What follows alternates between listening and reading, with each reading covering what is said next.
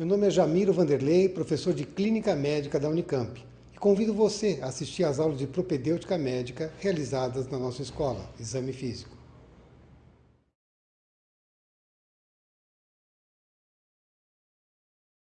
No exame osteoarticular é importante observar as estruturas, vamos começar pelos ombros, vendo a simetria, se existe aumento de temperatura, deformidades, que vão mostrar alterações do sistema osteoarticular. Nos ombros temos a movimentação passiva, aquela em que o paciente faz o esforço somente quando o examinador desloca o seu membro. E a movimentação ativa, quando o próprio paciente faz os movimentos. O objetivo dessas manobras é ver se existe alguma limitação de movimento, quer por dor, quer por não conseguir excursionar o braço na medida que seja necessária para aquela articulação. Os movimentos, então, do ombro, podemos ter a abdução, a adução, a rotação interna do ombro, rotação externa do ombro, extensão, flexão. E você pode colocar todos os movimentos juntos, chamados circunvolução. Não existe nenhuma limitação, tanto de um lado quanto do outro. Sempre o exame simétrico para que possa se comparar as magnitudes e amplitudes de movimento.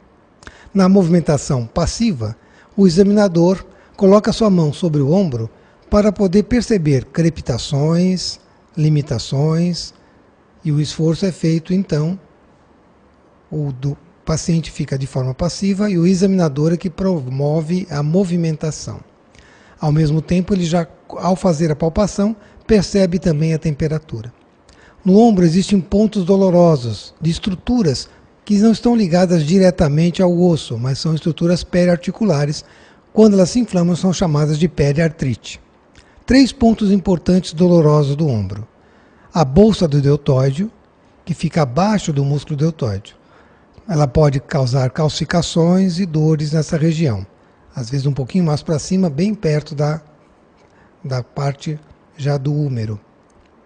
Porção longa do bíceps. Para achar a porção longa, pode pedir para o paciente fazer uma forcinha contra a sua mão e você palpa o tendão da porção longa do bíceps. E no supraespinhoso, que normalmente fica na região mais distal, e você pode também ter movimentação, principalmente na síndrome do manguito rotador. O exame é feito bilateralmente. Também do outro lado, fazemos as mesmas manobras nos pontos dolorosos do ombro.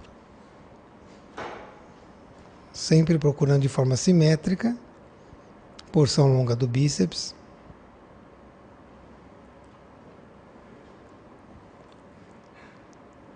E o supraespinhoso.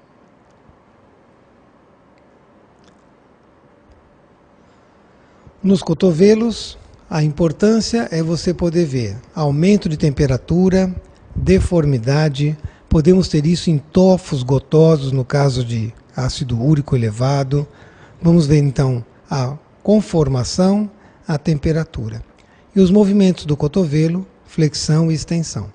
Veja se tem alguma limitação, também feita de forma ativa e de forma passiva. Sempre lembrando da simetria de fazer os dois lados.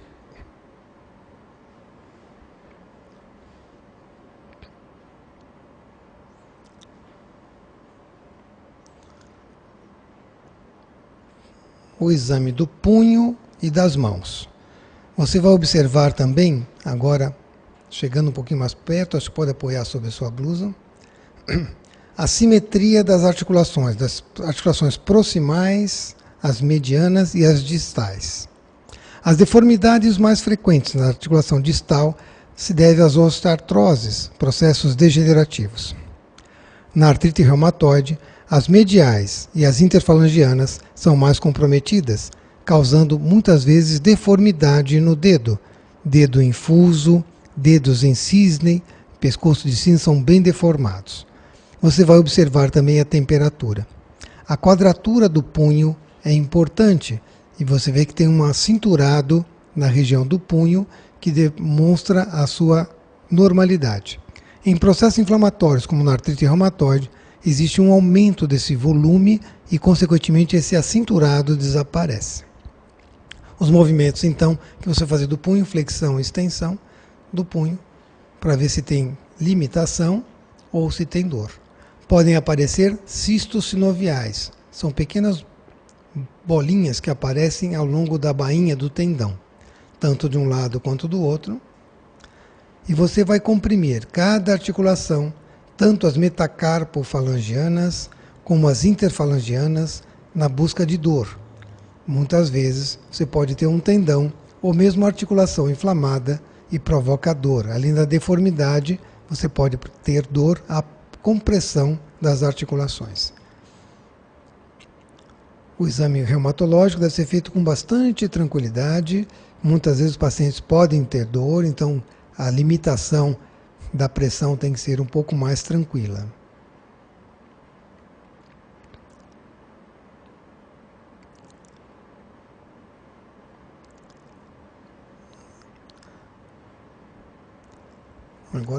No exame dos membros superiores, nós temos também a inserção de vários músculos na região da tróclea, da epitróclea e do epicôndilo. Portanto, processos inflamatórios nessa região costumam aumentar a temperatura e provocar dor à movimentação. Você pode também fazer a supinação e a pronação das mãos, em que você envolve as articulações do punho e também as rotações no antebraço. Importante observar os tendões. Se existe espessamento, muitas vezes o espessamento dos tendões flexores dos dedos pode gerar uma situação de travamento, em que fica preso o tendão, dando o chamado dedo engatilho. Ao fechar a mão, ao abrir, um dos dedos podem ficar presos, por causa do espessamento. Então você palpa o tendão na palma da mão e no seu sentido para tentar descobrir os pontos em que ele se encontra espessado. Manobras que você vai tentar hiperestender o punho e mesmo os ligamentos, você faz juntando as mãos, fazendo uma pressão entre elas, e você vê se desencadeia a dor com esse movimento. Também com o punho agora fletido, você faz uma compressão e pode provocar dor. A percussão do trajeto do tendão ou dos nervos, quer do radial, do ulnar e o mediano, podem provocar dor e fisgadas, principalmente quando os nervos estão comprometidos. Agora vamos ver as manobras para o joelho. Para o joelho, a articulação muito importante e frequentemente comprometida nos casos de traumatismos e processos inflamatórios. Você vai ver na inspeção do joelho se existem deformidades, se existem alterações da implantação das articulações, se existe aumento da temperatura. Lembrando que o joelho tem uma temperatura muito mais baixa do que a perna. Quando você compara a temperatura da perna e do joelho, se já estiverem equiparadas, já denota um aumento da temperatura na articulação do joelho. Ela pode estar aumentada de tamanho por edema, e aí você vai tentar pesquisar essa área de edema. Os movimentos do joelho, da flexão e extensão do joelho, vai nos permitir observar se existe algum tipo de crepitação, limitação do movimento, dor à realização do exame e da movimentação, sempre feito de forma simétrica. Existem outras manobras para joelho para podermos aferir principalmente a função dos meniscos, se estão ok. Com o paciente em pé, você pode tentar forçar os seus meniscos. Uma das manobras é deixar os pés numa posição que os calcanhares estimulariam 20 para as 4 no relógio, ao contrário. Aí é 15 para as 3. Né?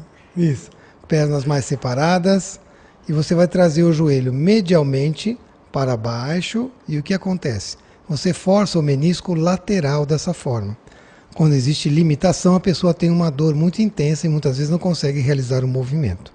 Para o medial, você coloca os pés um pouquinho mais afastados, os pés em torno de 10 para as 2, Aproxima então o joelho medialmente e para dentro, e você força com isso o menisco medial. Essa é uma das manobras que você pode fazer com o paciente em pé. Com o paciente deitado, colocando a perna em 90 graus em relação à coxa, você faz pressão no calcanhar, fazendo com que a base de inserção lá no joelho possa fazer a dor ou então o movimento. Você força com o pé, com lateralização dele e apertando na parte no sentido para baixo e também com a mediação do pé, colocando na parte mediana e apertando da mesma forma, tanto um lado quanto o outro.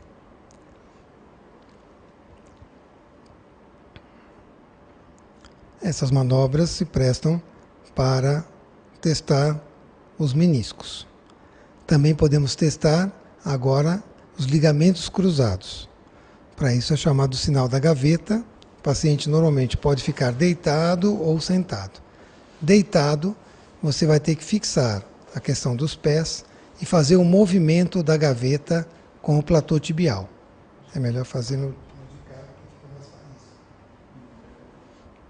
Então você faz um deslocamento da tíbia na região anterior para ver se existe um movimento do joelho.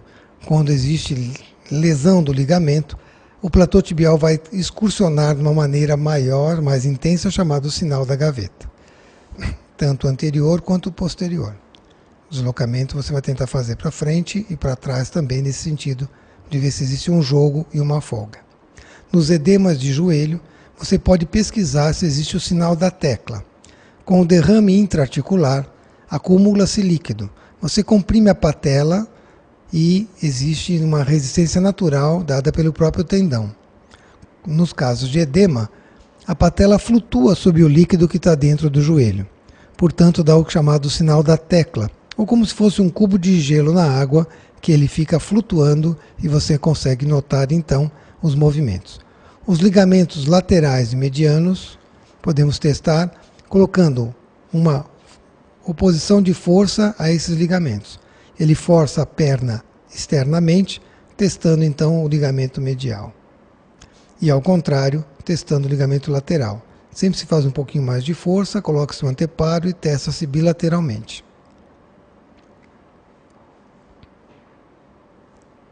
Para os tornozelos, o que nós observamos é também a questão do edema, de inchaço, se existem deformidades, da mesma forma que vamos ter que investigar também os artelhos. Investigando os artelhos, devem ficar expostos e você vai observar o quê? Você vai observar a questão da metatarsofalangiana, nas interfalangianas, da mesma forma a questão de provocar dor. Você pode palpar também, se tem dor, e o movimento do pé, para ver se os tendões estão íntegros. Então, a dorsiflexão do pé, a flexão dos artelhos, extensão dos artelhos, para ver a movimentação de um lado e do outro também.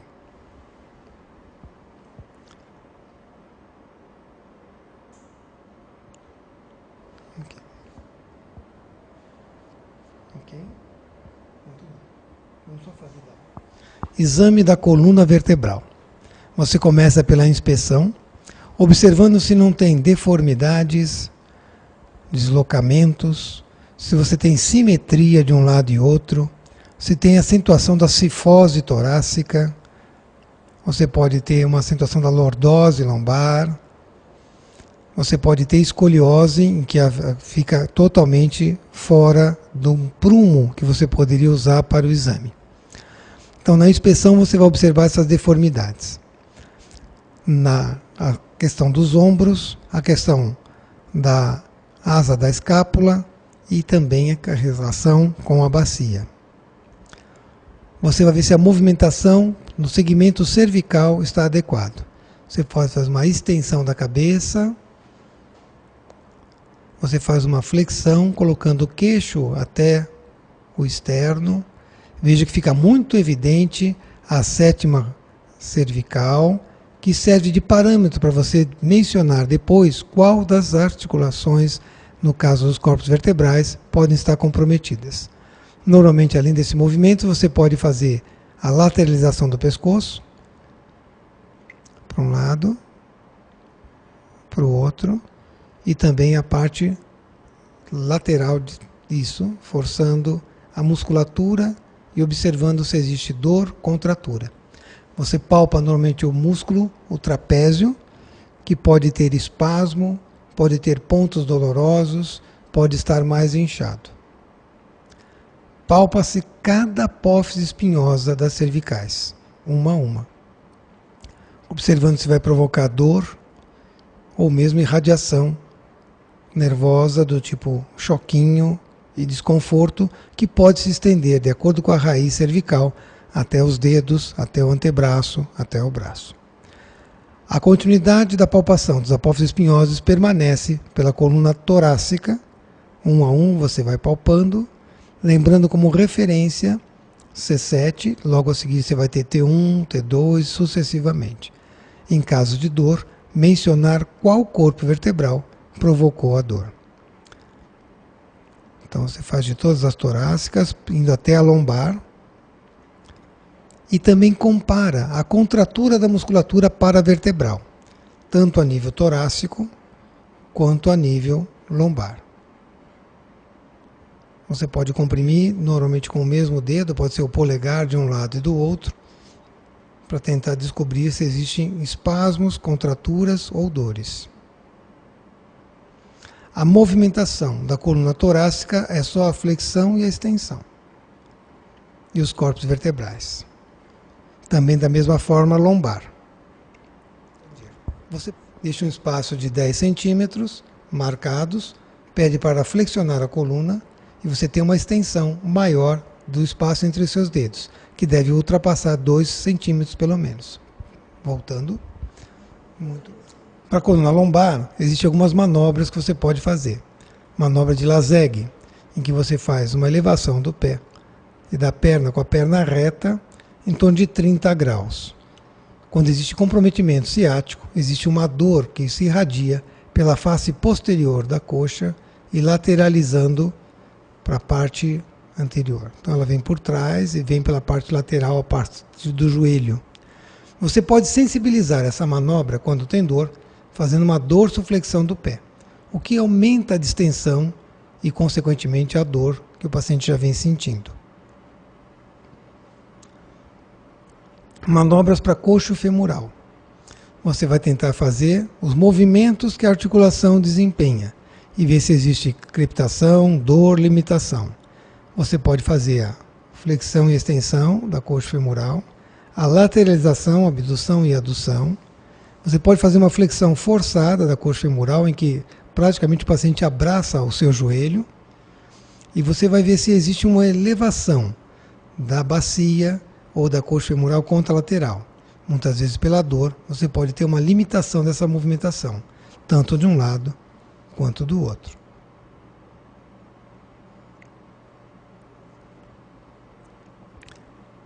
Você pode também fazer uma lateralização, agora no sentido com a paciente de lado, forçando a região da coxa femoral. Você pode fazer uma pressão e você consegue ver dor na articulação, normalmente também na articulação que está colocada em contato com a maca. Mas essa manobra também se presta para os problemas inflamatórios da sínfise púbica e também das sacroiliacas. Você aumenta a pressão, que pode desencadear a dor, tanto de um lado quanto do outro. Você pode fazer uma hiperextensão da sacroiliaca, quando a pessoa está deitada de novo, de lado. E você pegando acima da coxa, você vai estender a perna posteriormente. Isso você força a sacroiliaca quando tem processos dolorosos. Sempre também dos dois lados, fazendo a mesma manobra. Uma hiperextensão em que, quando existe uma sacroileite, a limitação é muito significativa nesse sentido. Ainda testando a articulação coxa-femoral, você pode fazer uma flexão da perna e da coxa, fazendo ao mesmo tempo uma abdução forçada e fazendo deslocamento para ver se provoca dor ou báscula da bacia, tanto de um lado quanto do outro.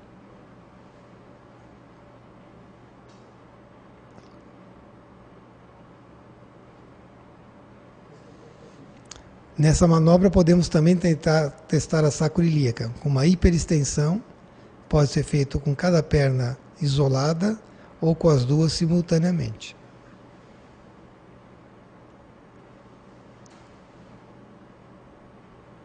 E pode provocar dor ou limitação na movimentação. Na pesquisa da articulação temporomandibular, você vai observar a simetria também do rosto, da mandíbula, a própria incisão, a inserção dos dentes, né? Na hora de você ver uma mordida cruzada. Você coloca a mão sobre a TM, de um lado e do outro, e pedindo ao paciente, então, que abra a boca. O que pode existir é uma crepitação, um estalo que você vai sentir na sua mão. Abrir e fechando a boca, muitas vezes diz que tem uma subluxação da mandíbula quando tem esse estalo. Essa subluxação pode ser provocada com esforços muito grandes da mandíbula.